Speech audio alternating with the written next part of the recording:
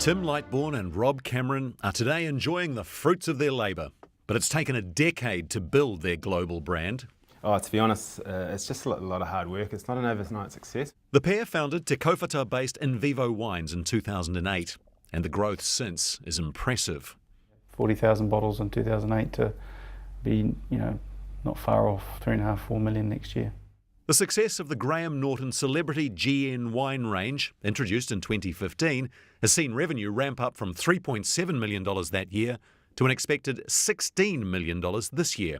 The model's worked so well that Invivo's replicating it with another celebrity in the US in 2019. They won't reveal until early 2019 who the American celebrity is, other than it's a woman and a global household name. We've been back and forth. He wants it to taste how he likes it, right?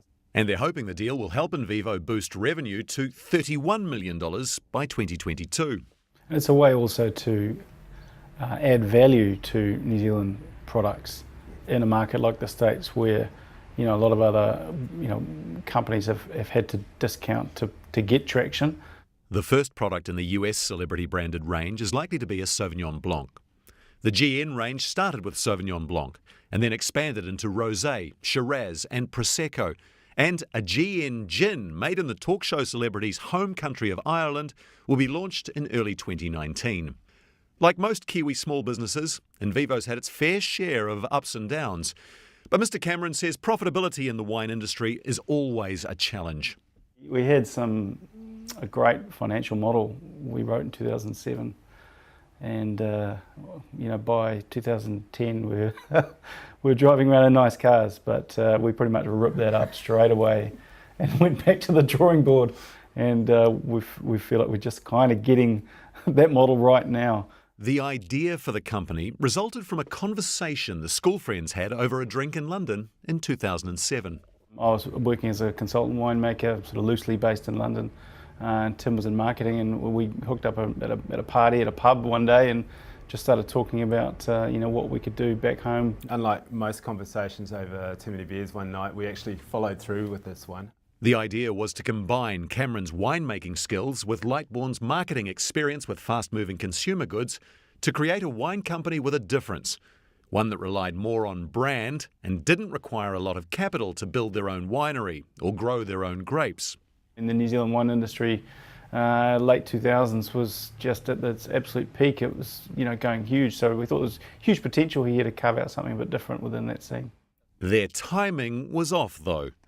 By the time they launched in 2008, the global financial crisis was hitting, and the largest ever New Zealand harvest of Sauvignon Blanc was driving down prices and tightening bank support. They quickly found the quality of the wine alone wouldn't cut the mustard in a distressed market. More than ever, we had to work our butts off just to sort of, keep the lights on. And I think, the strategy of building something that meant something to people was always there, but we've sort of found better ways to execute that as we grew. Then, one night in 2011, the co-founders were watching the Graham Norton show and noticed he and his guests drinking wine. Invivo had just started exporting to the UK, so Lightbourne rang up the show's production team to ask where they got their wine from and was told they were just buying it down the road. Well, I said, oh, hang on, we're a New Zealand wine producer, would Graham be keen to try our wine?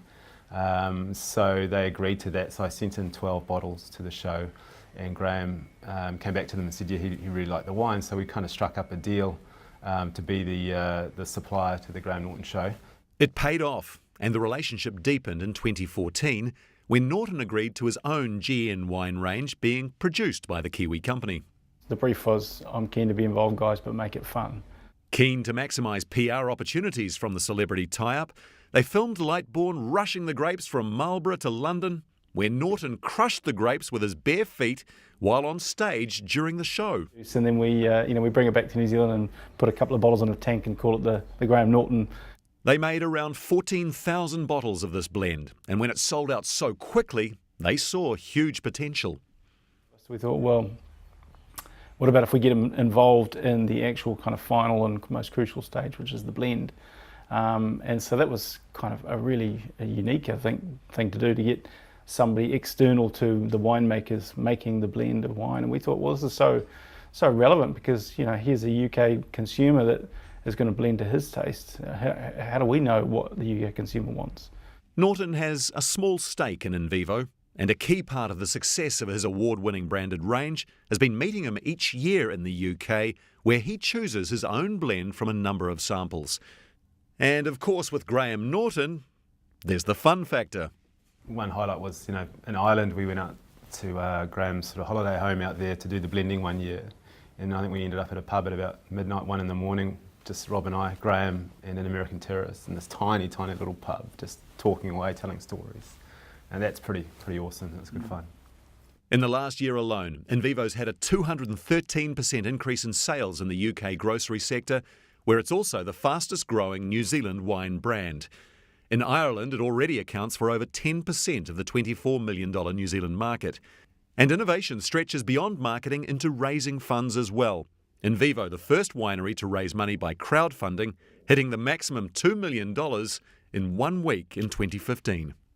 It was a potential big risk for us if it wasn't successful, if it was a flop. Maybe people didn't think as well of us as we thought. Would we get the money? But as it turned out, it was a huge success. We ended up with 444 very enthusiastic shareholders, which we still have today. In fact, we've grown that shareholder base to 650 odd. Invivo's recently sought a further $6.5 million, $2 million through a second crowdfunding offer, and $4.5 million through private and wholesale investors. It's raised the most by any Kiwi company via crowdfunding, but is hopeful of achieving more private investment in 2019. We've got a real target to be the first New Zealand crowd-funded company to show a real return on investment, and it's a big focus for us, right? Absolutely. Weekly, we want to be proud we've got 650 odd shareholders. Can we be the first? The co-founders say what's been raised so far is enough to fund the company for the next couple of years, including its push into the US. Cameron says even though Invivo's turnover has tripled in the past 3 years, its latest offer has highlighted the gap in the New Zealand market for mid-size SMEs to secure growth funding if it's not venture capital or private equity. But as long as people enjoy drinking their products, the co-founders say it's more than worth it. We've had some good years, we've had some tougher years, and it's looking the next 3 years to being a much more sustainable bottom line business for sure.